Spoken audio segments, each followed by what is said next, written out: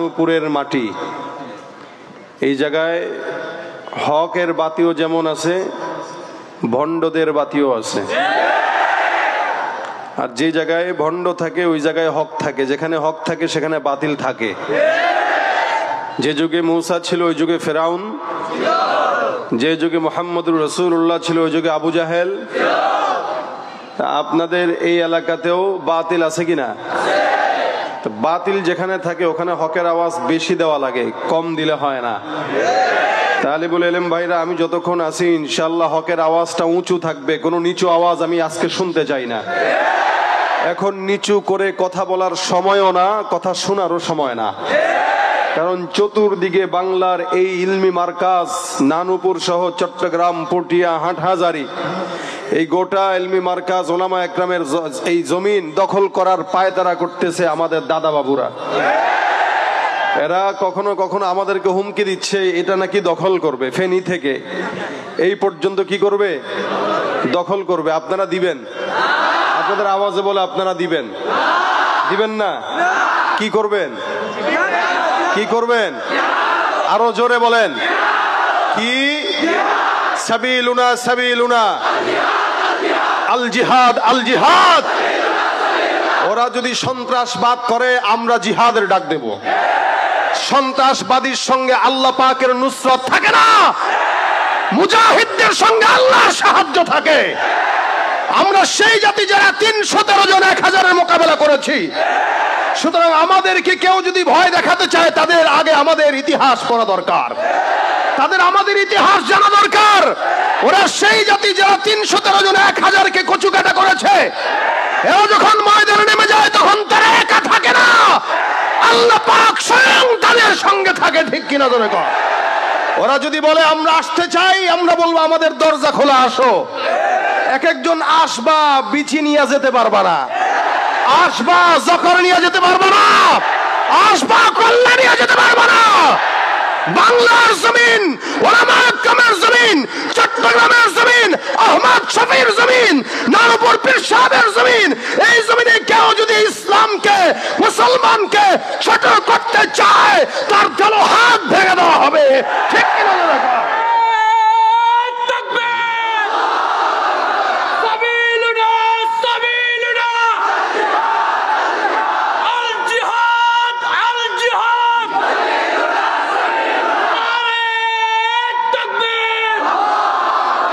লড়াইয়ের ওই ময়দানেতে যেতে তোমাকে হবে, প্রয়োজনে সব রক্তটুকু জমিনেই ঢেলে দেবে।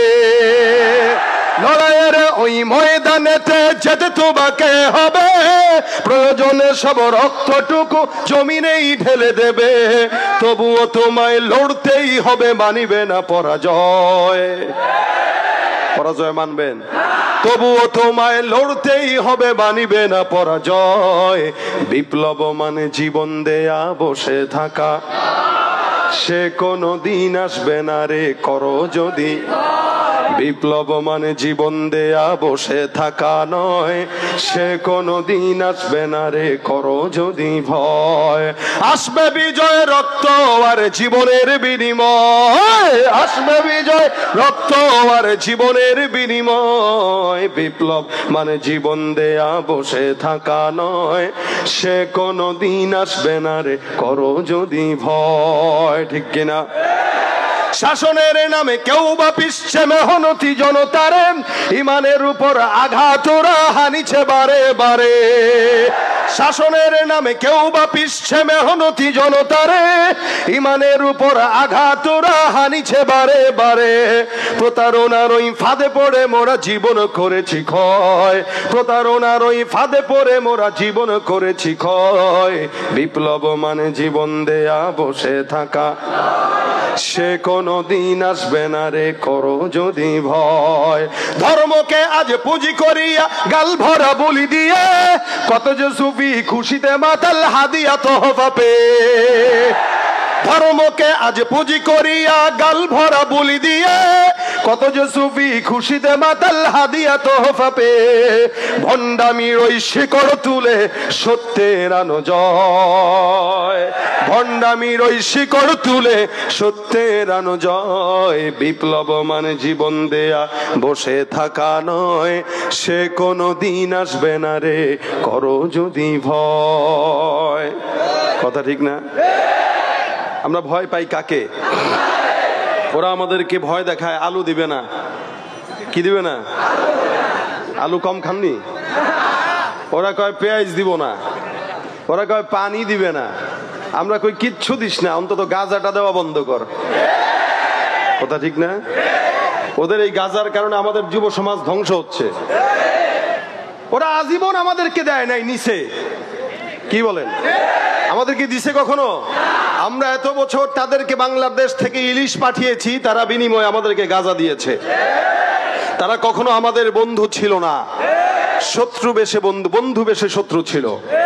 সুতরাং আমাদের সঙ্গে কারো সম্পর্ক খারাপ থাকুক এটা আমরা চাই না, তবে আমাদের ইমানে যদি কেউ আঘাত দিতে চায় তাহলে তাদের সঙ্গে আমরা সম্পর্ক ভালো রাখতে পারবো না।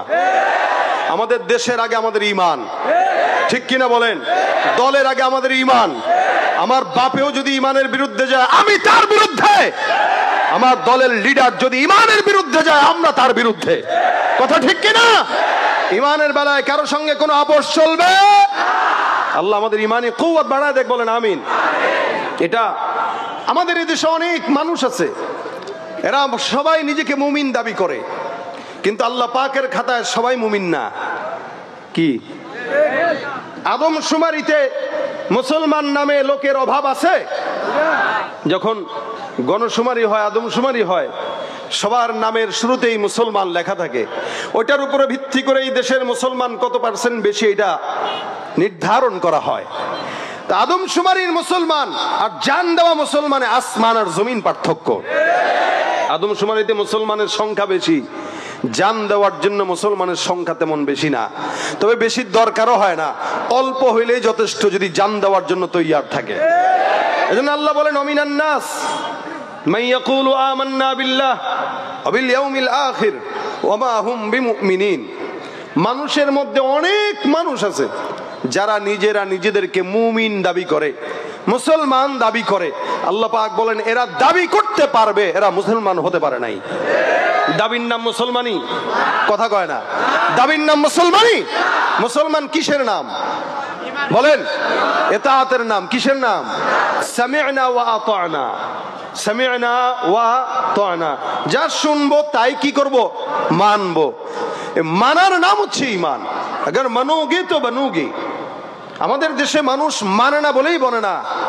এই কারণে আমি আপনাদের সামনে ঈমান নিয়ে কিছু, আমাদের ঈমান উপরে আছে ভিতরে নাই। উপরে আমরা সবাই নিজেকে বলি, একটা ঘুষখোর সেও নিজেকে ঈমানদার দাবি করে, একটা সুদখোর ঈমানদার দাবি করে, দুর্নীতিবাজ ঈমানদার দাবি করে। আমাদের দেশে আমরা 15-16 বছর সব চোর বাটপারদের মুখে ঈমানের গল্প শুনছি। তবে আপনারা এটা মনে করেন না যে এক দলকে বিদায় করছেন, বিদায় দেশে শান্তি আসছে না। এক দলকে বিদায় করছেন, বাকি দল যারা এখনো আসে নাই তারা অলরেডি চান্দাবাজি শুরু করে দিছে। সুতরাং এই দেশে ইসলাম ছাড়া কশ্চিন কালেও শান্তি আশা করা যায় না। এক চোরকে বিদায় করবেন আরেক চোর আসবে, এক দুর্নীতিবাজ বিদায় হবে আরেক দুর্নীতিবাজ আসবে। শান্তি তো তখনই আসবে যখন কোরআন সুন্নাহ অনুযায়ী এদেশে আইন পাস হবে। খেলাফত যখন আসবে, শরিয়ত যখন আসবে, তখন শান্তি আশা করা যায়, এছাড়া শান্তি আশা করা যাবে